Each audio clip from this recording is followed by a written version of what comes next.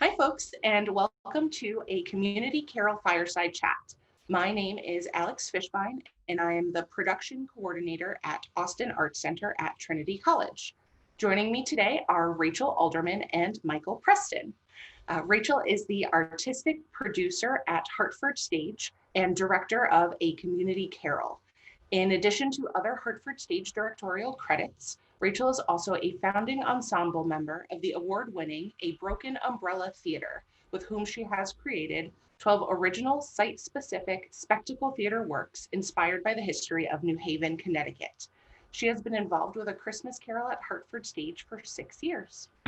Michael has been an actor, clown, physical performer, and teacher since the early 1980s and is currently the chair of the Theater and Dance Department at Trinity College.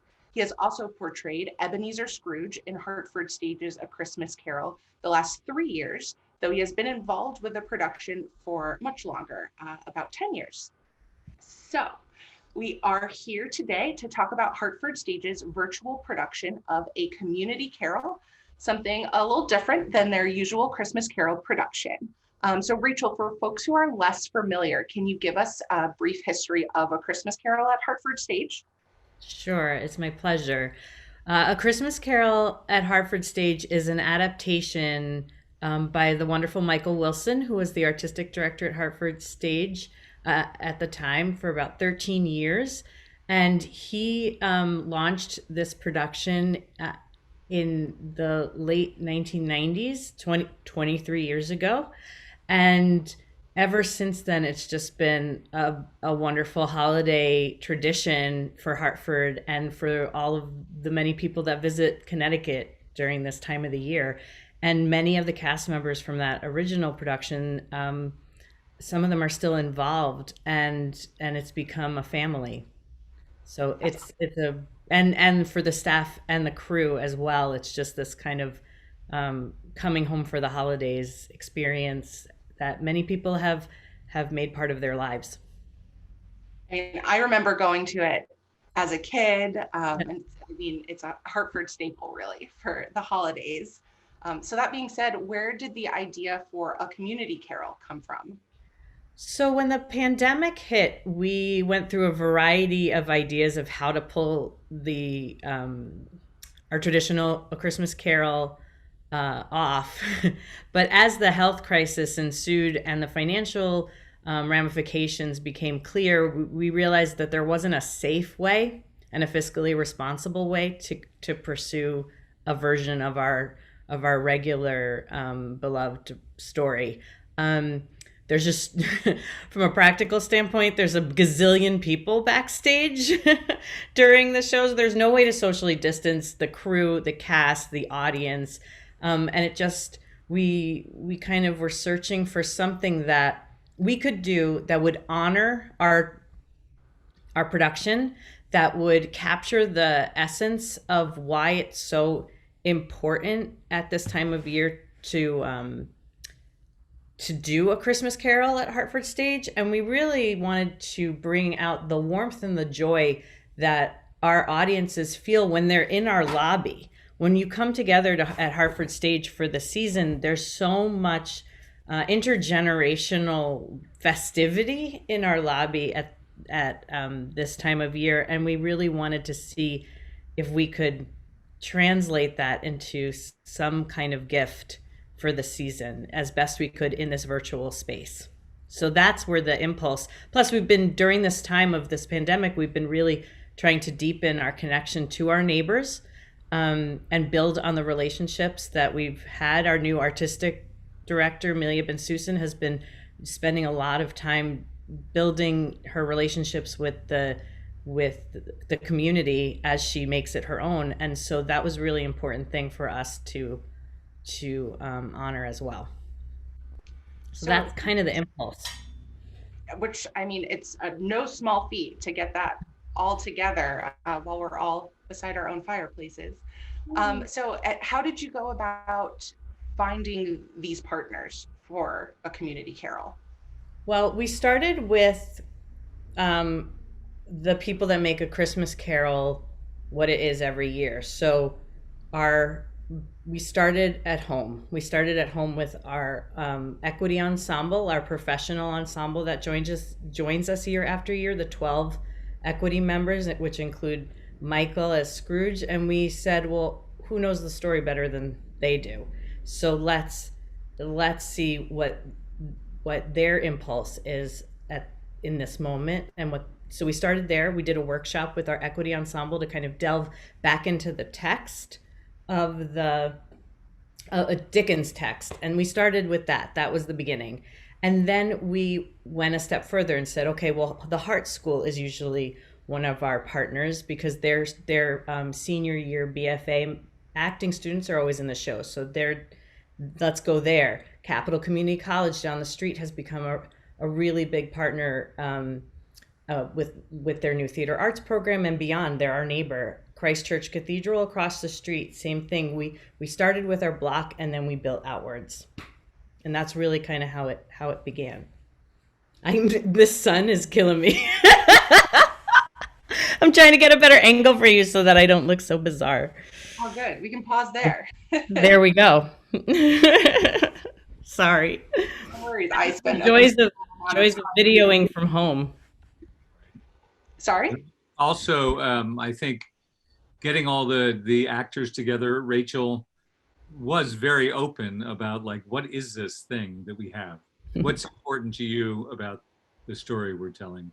What's important to you? How can we tell it on Zoom? So it was kind of a lovely reimagination for everybody of kind of just saying, we've had no, I don't know, for me, I've been hating being on Zoom. I've been hating watching things on Zoom that should be live. So how can we try to make this palatable to all of us in a way that kind of pays homage to the spirit of what we've been doing for 10 years, 15 years, or in Alan Rust, 23 years, I think he's been. Yeah. And what was interesting is what a kind of homecoming it was for all of us of like, yeah, we do all come together every year, and we end up going to each other's houses for Christmas, and we end up having these wonderful parties. And it's kind of, there is a family, even though, usually the equity thing is you get hired into a job and then you go and do your next job. And in this one, it's really kind of, no, we've done this show, we haven't had a Christmas with our family for these, necessarily for these times. Or a Thanksgiving necessarily, because we go from Thanksgiving through Christmas, and so many people who either live in Hartford or come to Hartford for the holiday season, this is the holiday, being together, going to Ashley's on Main Street for breakfast, going to V's across the street for after show, snacks and drinks. This is the tradition. We play laser tag every year together. There are certain things that have just become, they feel like the holidays, they're important to our DNA now. And I think that's a really solid testament to Hartford Stage as a community builder, that it feels so much like coming home, and all of this feels so essential to the season. About how many partners would you say you worked with in total throughout the project? Well, we've worked with, partnerships with institutions like Capital Community, Hart School, Christ Church Cathedral, but we've also developed relationships with individual artists. So, for example, Ann Cubberly, Deja Bennett, and Devaanne Bennett collaborated with us on the Marley section of the show, because in the equity workshop, we discovered that it might be fun if Marley was a kind of a puppet experience. It kind of came out of an improv. Rebecca Jones ended up doing a kind of improv with a puppet or an object, and that spurred an idea of, well, let's call Ann Cubberly. Let's see how she would interpret this part of the story. So that started, and then we started reaching out for musicians. What kind of holiday songs are special to different multicultural groups in our area, and who plays those and who has music available that maybe could start to become the fabric of this show. And with our sound designer, we've worked together to weave those things in. And some of the things you'll hear in the show, but a lot of what we've gotten as contributions from the 80 plus artists and neighbors that have contributed to a community carol, it's also spilled out beyond the show. It's spilled out into social media, and it's become a kind of celebration from the same way we end up celebrating a Christmas carol from Thanksgiving through Christmas, because of the way that we can tell stories and share stories on social media. We've managed to kind of spill out a community carol onto Instagram and Facebook and share songs that our youth ensemble have contributed to the show, that other neighbors have given us to, the Hartford Gay Men's Choir is a partner. So there's lots of different people that have contributed, either music, video, storytelling, dancing. Some of our breakdancing Shakespeare ensemble has submitted some dancing videos, and all of those are getting woven in to the storytelling, with the help of our dramaturg Sally Lobel and my assistant director Zoe Golob-Sass, and our designers Devante Johnson. And so all of that is coming together to tell this one story that everybody knows really well. So it's just when you see it, if you know it really well, hopefully there'll be some new layers and new discoveries. And if you don't know it very well, it'll be a fun way in, a fun first way in. And I think one of the things that we all decided, did we decide it or did Rachel decide it? Who knows? That's the fun of the collaborative process. I don't know where any of these ideas came from anymore. Of us are playing the characters that we play normally in Christmas Carol. So I'm narrating a little bit, very much at the end. That is a Scrooge. It's about Scrooge and his transformation into the good Scrooge, but I'm not playing Scrooge for the rest of the time, and other actors get a chance to play Scrooge. Yeah, we share the voice of all the storytelling. It's a more of a collage of storytellers than everybody taking one part and running with it, which is a fun way to explore. It helps you hear words in ways that you haven't heard them before, and kind of certain things leap to your ear and resonate with you differently because someone new is saying it. And so it was also, it's just fun if you've been to the show year after year and you're familiar with the actors. This will just be a fun treat for you to get them switch it up. I bet it sounds like a definite twist on something that your ears have just grown so accustomed to. Exactly. Pause 1 second.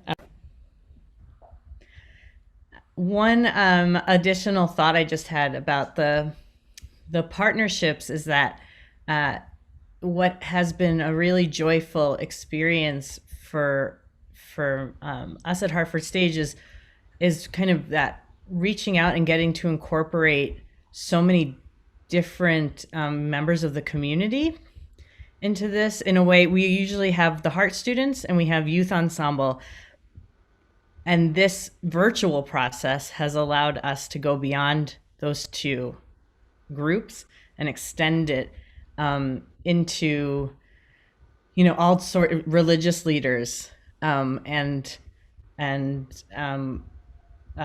friends and colleagues. And so there's just been this kind of wide net cast, and people have been so generous in terms of sharing their artistry and their kind of holiday spirit with us. So we're so grateful, and hopefully this is this kind of experiment can lay the groundwork for some more community partnerships and community artistry going forward. I hope this is kind of the pilot, as it were, maybe a template for how to do this more when we come back and we are live and able to be in community physically together.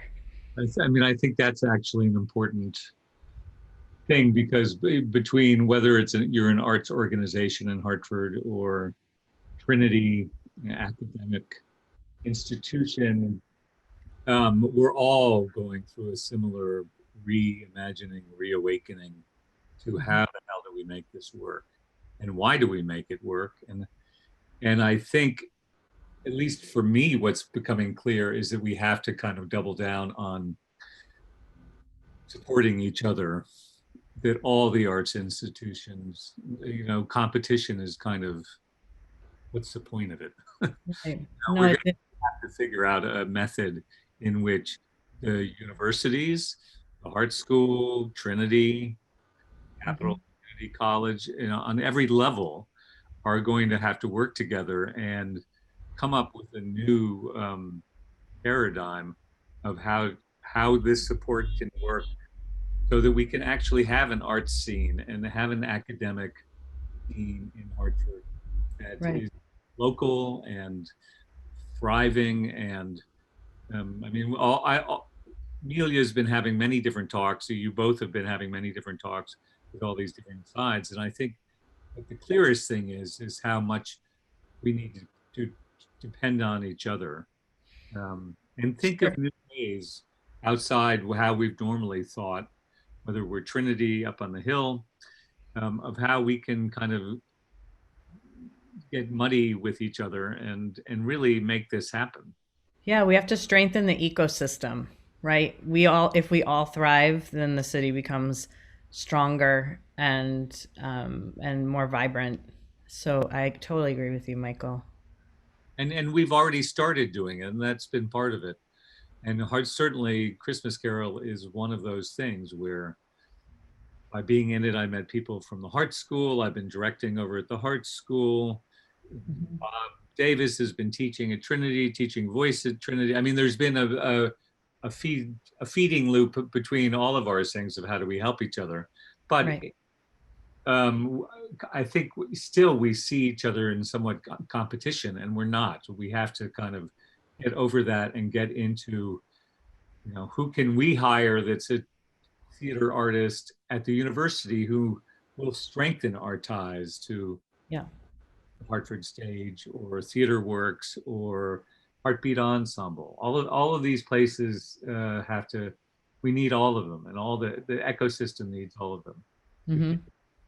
have the Based one. on, oh, sorry, based on the response that you got in terms of participation for a community carol, I'm optimistic in thinking that the community as a whole is ready for that, and it's not just an insular thought just to this conversation. It seems like folks, they miss people, right? So it's a further drive for collaboration.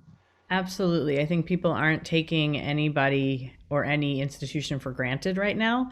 So there's that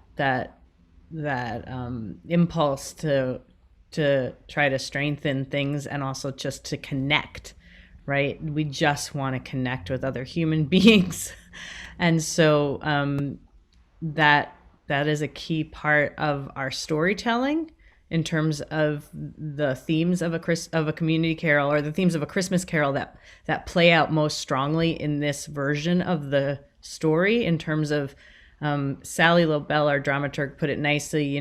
Scrooge is such a solitary figure, and part of his journey is learning how to be in community and realizing that he has one, and how you practice being a member of a community, and accepting support from a community, but also giving support. It's a journey. It's part of his journey. It's part of what he has to learn, and recognize and become aware of. And so that has been a really strong thread of this particular adaptation. And it's not that you wouldn't notice the thread otherwise, but certain things in A Christmas Carol have taken on a kind of more heightened meaning because of our current situation.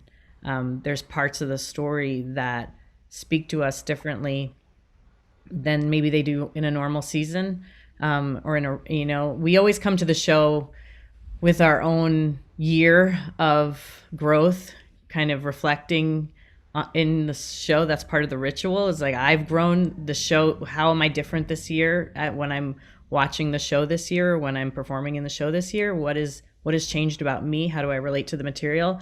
And this year is no different. Certain things in A Christmas Carol have kind of risen to the top because of this need for connection, because we miss people so much that the idea of being solitary, maybe we even empathize with Scrooge a little bit more in his loneliness, and his isolation, because of what we're all going through together. So sort of the flip side to the planning of all of this, as a participant, Michael, as an actor and theater professional, during COVID, how has this experience been for you? I think it started out, I don't know, there's been so much to do with Trinity, reimagining all of our classes for Zoom, trying to, we pretty much we did shut down all of our in-person classes. So how do we teach acting? How do we teach dance? How do we do any of this on Zoom in a way that makes sense? And I think we did an honest effort of trying to figure it out, but it's been really hard. And I don't think I'm alone by saying it's kind of been without much joy in many ways of working in academia right now. Because the one thing that gave me juice and energy is dealing with the students. And, even though I've had some great classes and good things happening, I miss them desperately. And we decided initially not to do any performances at Trinity this fall, because I was not jumping on like, oh, we've got to go virtual. But we ended up doing, Terrell Sledge, who's in the show, ended up directing something called the Quarantine Complex, which is kind of a devised Zoom theater piece on interviewing people who've been affected by the pandemic and kind of trying to tell their stories of what's going on. And I think that we're going to continue that into the spring, because we're just learning how, Rachel can tell you how she's learning how to deal with the online. How do you direct something online? But how do you tell a story online?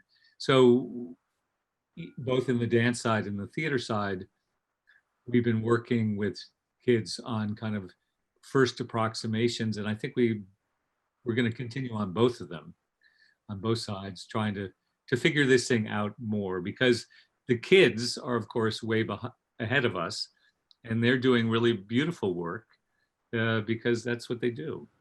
And so coming back, I was a little dubious about coming back and doing anything online. And then we got into the first rehearsal with all the 12 equity actors, and it was like, oh my God, I've missed you guys so much. I didn't know how much I needed it.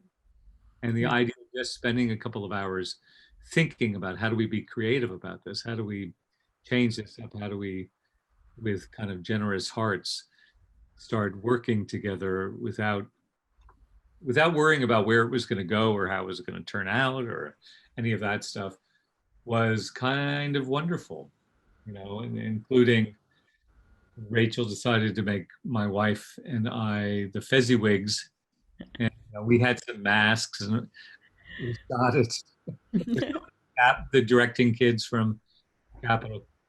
And it was really a lovely little experience of creating something. Even got to see Rachel in person as she handed over balloons that were integral to the shot. I drove up at 8:30 in the morning to give Michael helium balloons for our Zoom shoot of the Fezziwig number, because one of the things that came out of the directing class at Capital Community College that Julia Rosenblatt was teaching was this idea of red as a theme for the party. And so I blew up these helium balloons and drove to Michael's house and handed them over to him. It was like 8:30 in the morning.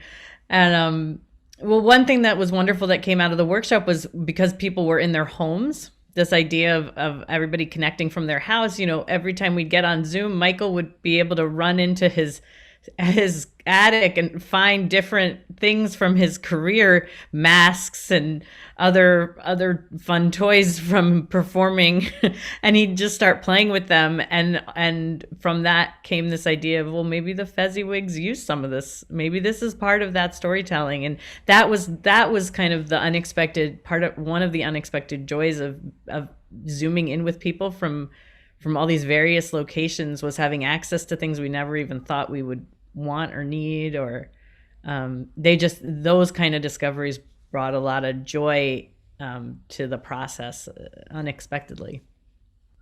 On a personal level, this has made me 10 times more excited for this production. I was excited to begin with, but balloons just up the ante. Yeah. And Barbara, adding in Barbara being so generous to come join our party was just lovely. So, because it isn't Christmas Carol for me either without hanging out with Barbara in the lobby. So I know everybody has, their family members who are going through it every year the same as we are, mm-hmm. or even more, because they have no choice. Right. So outside of 8:30 a.m. balloon deliveries, what would you say was a totally unforeseen obstacle to directing online that you, other than literally, being apart from folks, that you didn't consider till you were in the thick of it? Well, it's a totally different medium, and I've never been someone who has experimented in any way in film or on camera work or anything like that. So the whole process was an obstacle. Because I just didn't, I had to learn. It was a steep learning curve from downloading videos to just exploring what we were able to do with Zoom or not able to do with Zoom. Having a video designer was essential. Devante is essential to this process, and Lucas Clopton, who came on board as our audio visual coordinator, who's a wonderful artist in his own right, just were really vital to making this process work, because my live in-person storytelling tools, translating them into a different medium was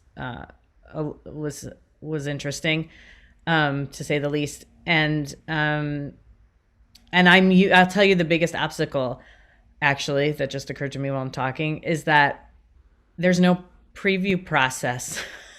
There's no tech and there's no previews, and it's a very isolating experience to edit it alone, in terms of being in my house by myself and with my video designer alone in his house by himself, and then not being able to make discoveries and say, oh, well, let me just give that actor their note to go shift this, and we'll just shift this whole scene with this one note, because it's already filmed, it's done. We did do a few reshoots, having made discoveries like that, or go back to actors saying, you know what, we actually need to shift this line because we've made a narrative realization, and it would be better if you worded it like this. And so some actors did do some kind of voiceover recordings or otherwise to kind of help with that process. But the flexibility that I'm used to in terms of the immediacy of the collaboration with actors in real time, in real space, to say, I learned something at a preview last night because of what the audience feedback was at that preview. I think the pacing needs to be this, or could you angle your body like this? Or actually, the thing you stumbled upon, the discovery you stumbled upon last night was so revealing and beautiful. Let's keep that.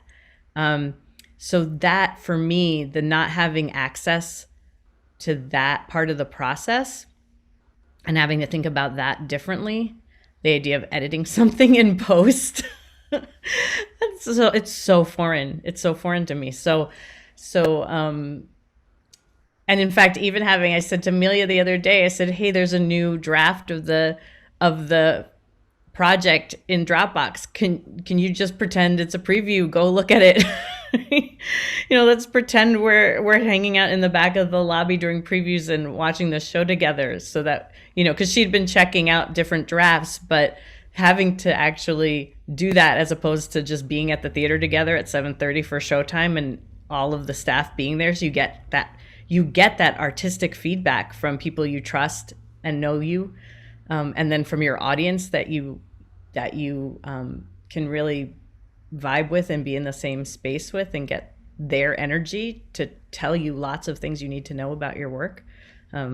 This that is part of this process that is really different for me. And now I have a lot of questions for filmmakers that I'd like to go sit down and ask them, and a lot of reading that I'd like to do about that kind of process, because it's nothing I've ever done before. Well, when we can, you should come pay Trinity a visit. We've got a very solid film studies program in Cine Studio. We can definitely set you up with folks. I would love that. I'll just be a fly on the wall, and I'll absorb everything that your professors have to teach me. So all of that being said, what advice do you both have for folks who right now are looking to create and perform during a pandemic? Just do it. Seriously, you got to keep that muscle going. I've seen some really amazing work, because sometimes the challenges provide, these crazy opportunities. So all these students that I've seen doing work over this time, or even work on TikTok, especially work on TikTok, I would say there's some really interesting storytelling going on right now, because people have to tell stories, right? They're compelled. And we want to absorb those stories. I mean, the amount of binge watching things going on right now is incredible. So I just, you have to do it. You have to find the tool that speaks to whatever story you want to tell, and you have to keep trying it, and not be afraid to just put it out there. I mean, Yeah, I would agree. That's cliche, but. And I think the other thing I've been noticing, I taught a playwriting class at Trinity this fall, and people on the storytelling, people were somehow heightened by the situation to approach the most important stories they needed to tell. And that was often the hardest story that they needed to tell, but the most alive thing that they needed to tell. So I think it's been, I think I learned from that my initial desire to kind of put my head in the sand and maybe hope to just have it go past, and then we get back to doing things in person and alive and all those things that, I made a conscious decision about years and years and years ago that I didn't want to spend my time on a movie set, being kind of the third thing that people think about after lighting and sound and set.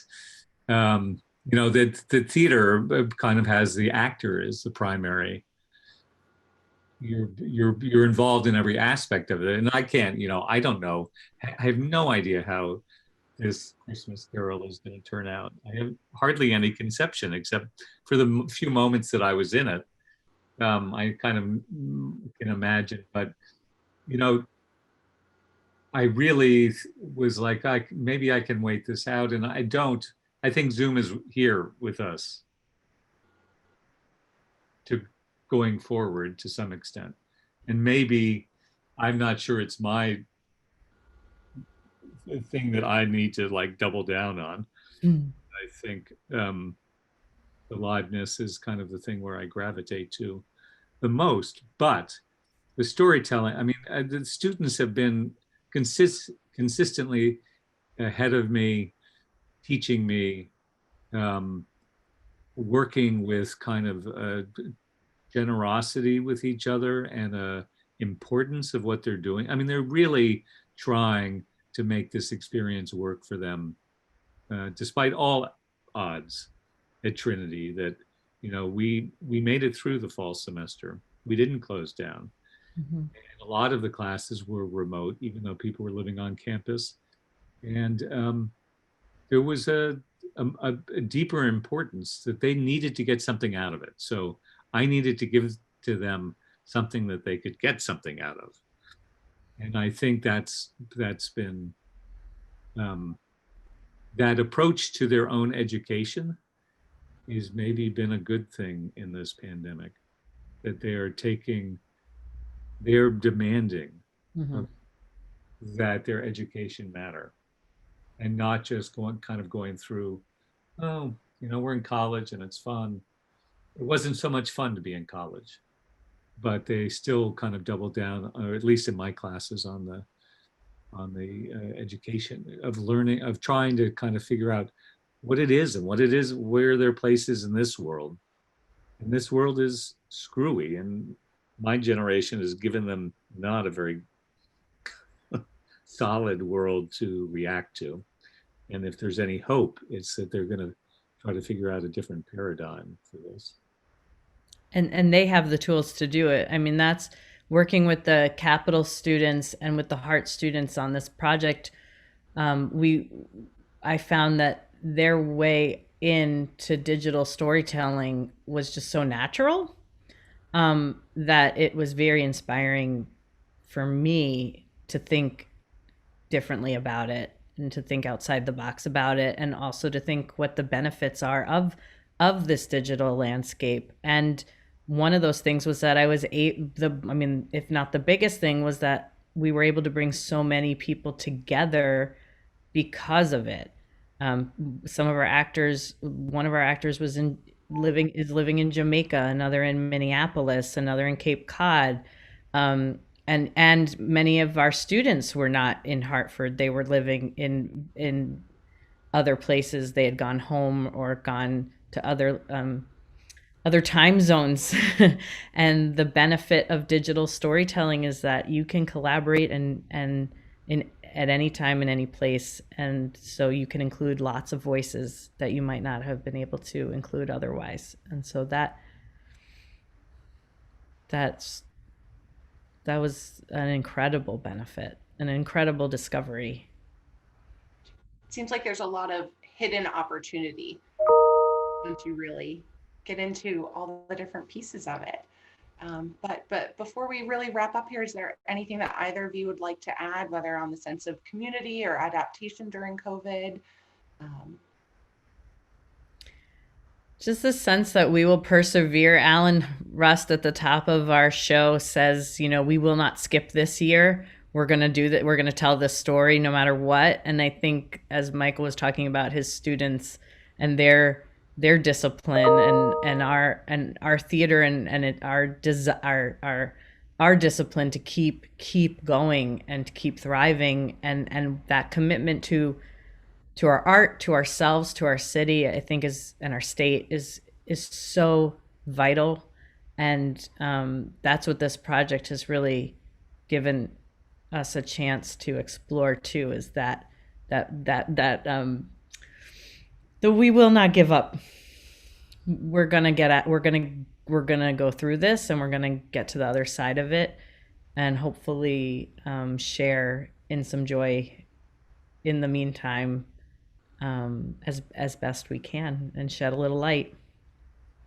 And I think one of the things that Rachel asked when the cast got together is, what's your favorite moment in the show? And playing Scrooge, I always come back to the moment of his transformation into his realization, his opening of his heart, and talking to Fred and Fred's wife, and Bob Cratchit there at the end, and Tiny Tim.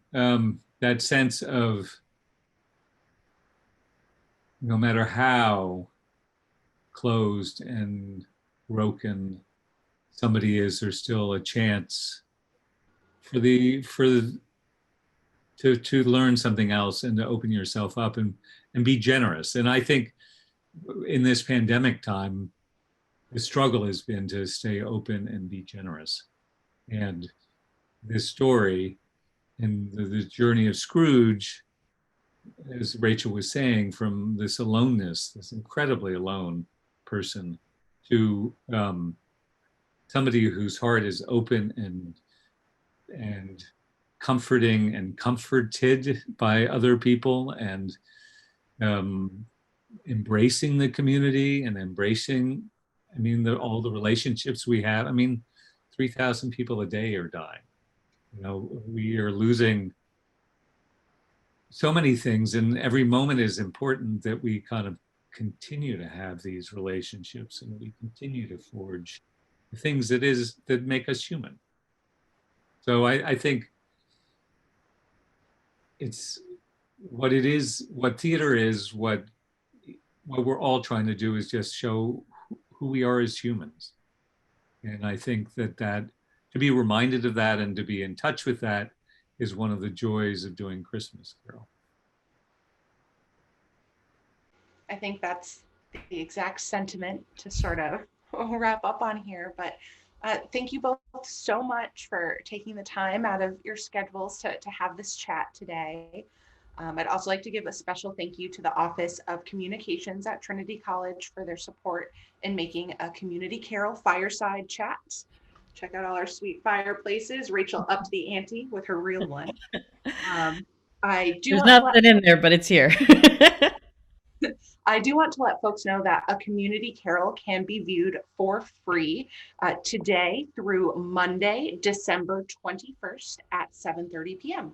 And you can head right over to hartfordstage.org for more information on how to reserve your virtual ticket. So thank you all again, and we wish you a warm, safe, healthy holiday season.